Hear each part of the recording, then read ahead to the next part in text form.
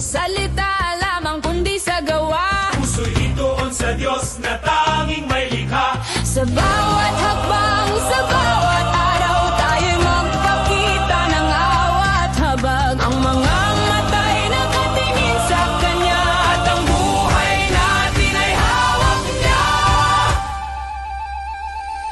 Habag sa habag, gawin sa gawa, pakinig sa pakinig, gawin ang may kalinga.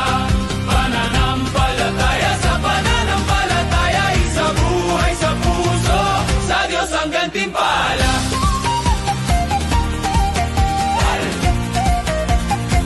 Sa Diyos ang gantimpala.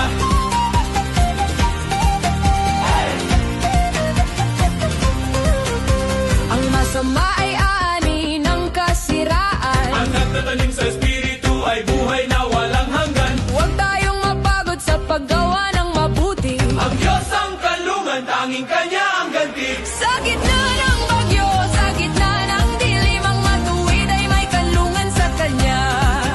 Ang Kanyang salita ay matibay na pundasyon, hindi gugu dahil sa Kanyang layon. Habag sa habag, gawin sa gawa, pakinig sa pakinig, gawin ang may kalinga. Pananampalataya sa pananampalataya, isa buhay sa puso, sa Diyos ang gantimpala.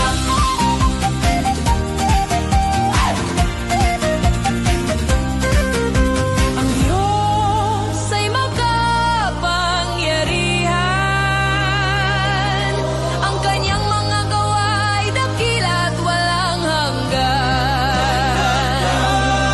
Huwag tayong manghihina. Patuloy sa Kanya, Kanyang away laging kasama. Habag sa habag, gawin sa gawa, pakinig sa pakinig, gawin ang may kalinga. Pananampalataya